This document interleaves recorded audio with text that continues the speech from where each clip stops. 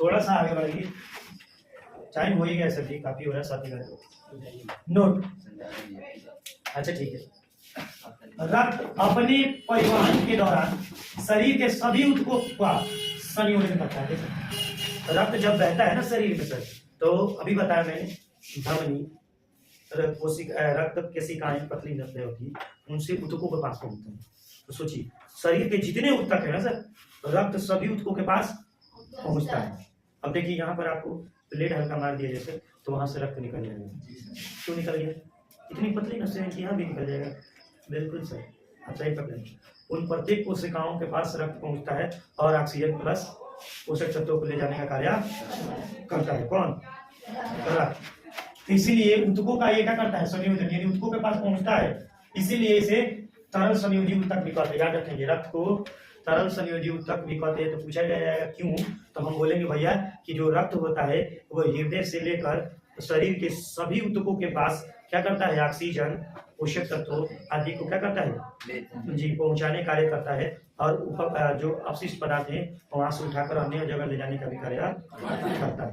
इसीलिए इसको हम क्या कहेंगे? तरल संयोजी ऊतक कहेंगे, क्योंकि ऊतक के पास पहुंचने का सबसे बड़ा कार्य है। आगे अब ये नंबर हमने रक्त क्या है देख लिया। तो रक्त देखा कि रक्त लाल रंग का एक गाढ़ा क्षारीय तरल पदार्थ होता है जिसका पीएच स्केल पर मान 7.4 होता है, जो हृदय एवं रक्त वाहिनियों में प्रवाहित होता है। तो बताइए तो इसका स्ट्रक्चर कैसा होता है, संरचना कैसा होता है? रक्त की संरचना स्ट्रक्चर कैसी होती है? तो रक्त के प्रमुख दो घटक या दो अवयव प्रमुख होते हैं। पहला होता है सर प्लाज्मा और दूसरा होता है रक्त कोशिकाएं। क्या होता है? कोशिकाएं। हालांकि मैंने विस्तार पूर्वक समझने के लिए इसे आरबीसी, डब्ल्यूबीसी और ब्लड प्लेटलेट्स के रूप में लिख दिया। दो घटक होते हैं, याद रखेंगे सर, प्लाज्मा और रक्त कोशिकाएं। तो सर ये डब्ल्यूबीसी और आरबीसी और ब्लड प्लेटलेट्स क्या है? और सर रक्त कोशिकाओं को ही इन भागों में काटा गया है सर। क्लियर? चलो अब आते हैं सर, इसमें को एक से उठाते हैं एक नंबर, प्लाज्मा। प्लाज्मा क्या होता है सर? सबसे पहले यह रक्त का तरल भाग होता है। कौन भाग? जो तैर सके सर, तरल जो बह सके सर, जो एक स्थान से दूसरे स्थान तक स्रावित हो सके सर, वो क्या है? तरल। तो कह रहे सर प्लाज्मा यह हल्के पीले रंग का, कैसा सर? हल्के पीले रंग का, जैसे प्रीति का कपड़ा ही थोड़ा ज्यादा पीला है, इससे थोड़ा हल्का से है जी सर, हल्का पीले रंग का चिपचिपा द्रव है। चिपचिपा ना ना जाएंगे 2 मिनट सर, ना चिपचिपा द्रव है। क्या सर?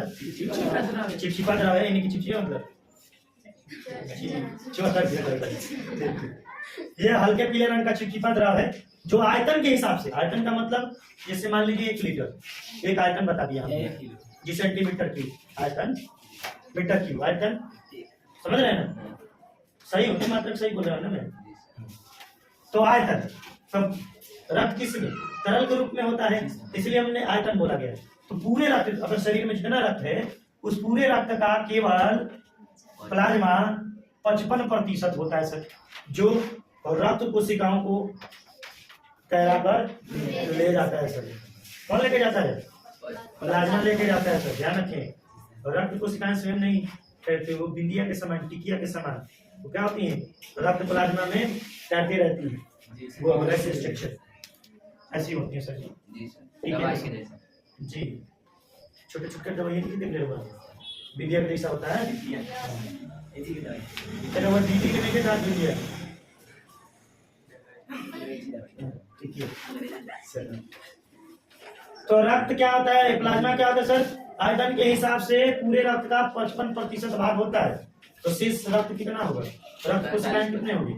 45%। नंबर बात। तो चलिए सर, प्लाज्मा किन चीजों से मिलकर बना होता है थोड़ा बता दीजिए। चलिए, प्लाज्मा में लगभग जल 90% होता है, देख लीजिए। प्रोटीन 7%, अकार्बनिक लवण 0.9%, ग्लूकोज 0.18% और वसा एवं शेष अन्य पदार्थ 0.5% मौजूद होता है। टोटल मिलाकर 100% हो जाएगा सर। आप जोड़ लेंगे, ठीक है सर, आप जोड़ेंगे प्लाज्मा में जो प्रोटीन उपस्थित होता है सर, उसको प्लाज्मा प्रोटीन के नाम से जाता है। पूछा जाएगा प्लाज्मा में उपस्थित प्रोटीन को क्या बोलते हैं? जी, प्लाज्मा प्रोटीन बोला जाता है। और इनका नाम अलग अलग है। प्लाज्मा प्रोटीन जो है जिनमें प्रमुख है, प्रमुख मतलब कोई जिनका विशेष रूप से जानकारी हमें चाहिए, उनका नाम दिया गया है। कुछ प्लाज्मा प्रोटीन का नाम है, जैसे फाइब्रिनोजिन, प्रोन्थोबिन और हिपेरिन। ये क्या है? प्लाज्मा प्रोटीन है। इनका कार्य भी है। कैसा भी? इनका कार्य है। थोड़ा भाई साहब इसको घुमा देंगे, देख के सर।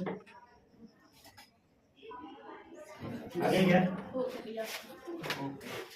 सर, ज्यादा मत गिरा है।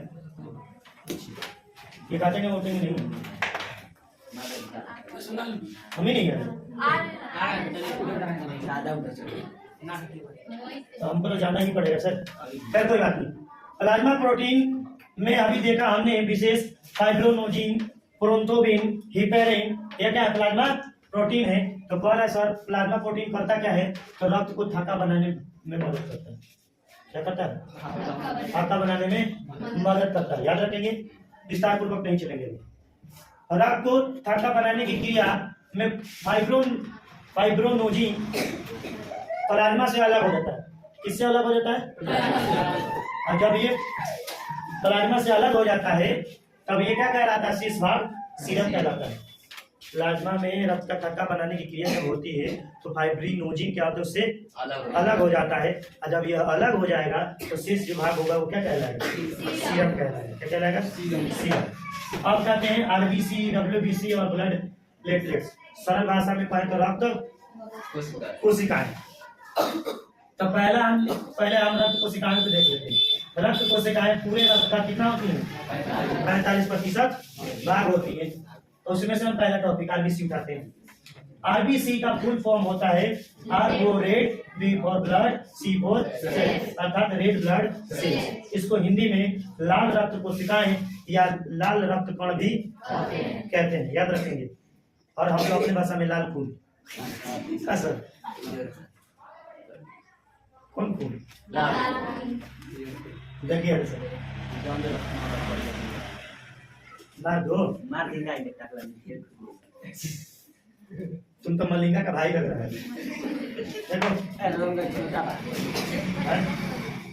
साउथ अफ्रीका में जो बलवा नहीं देखा है, एकदम अंगूठिया रहता है और ब्लेड लेकर आएगा तो तुम देखो, बेइज्जती ना करो। हमने क्या कर लिया? मैंने तो देखो टाइम देखी,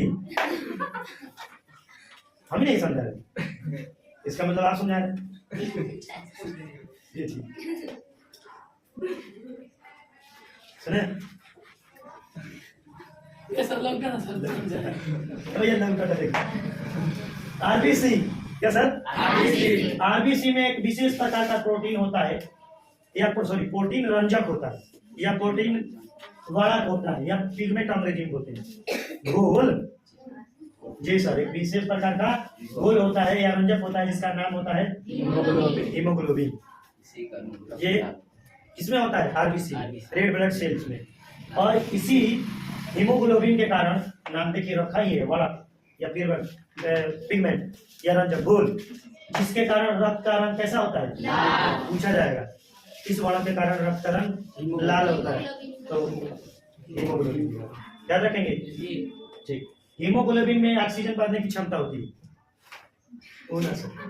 संयोजन करने की क्षमता को कहते हैं बांधने की क्षमता होती है। हीमोग्लोबिन का एक अणु क्या करता है? एक अणु ऑक्सीजन के 4 अणुओं को अपने साथ क्या कर सकता है? संयोजन कर सकता है। कितने अणु? 4। जैसे उदाहरण के तौर पे कार्बन के 4 इलेक्ट्रॉन क्या करते हैं? हाइड्रोजन के 4 हाइड्रोजन को अपने साथ क्या कर सकते हैं? बन सकते हैं ना। ये कार्बन का परमाणु बन सकता है कि नहीं बन सकता है? ठीक उसी प्रकार किसका? हीमोग्लोबिन का एक अणु ऑक्सीजन के 4 अणुओं को अपने साथ क्या कर सकता है? बांध सकता है, संयोजित कर सकता है। इसी कारण हम आसानी से सांस ले सकते हैं और आसानी से अपने कार्य को दक्षता दे पाते हैं। अगर हीमोग्लोबिन ना होता तो फेफड़े से ऑक्सीजन आगे ना बढ़ता सर। मालूम है ऑक्सीजन फेफड़े से फिर हृदय, हृदय से फिर रक्त वाहिकाओं के माध्यम से रक्त से होते हुए पूरे कोशिकाओं के पास पहुंचता है। तो सोचिए हीमोग्लोबिन की क्षमता न होता तो वहां तक पहुंचता है, तो फिर तो हम लोग ना नहीं है, मतलब ना होता तो प्रभु ने बनाया तो ऐसी तो कुछ चीजें होंगी।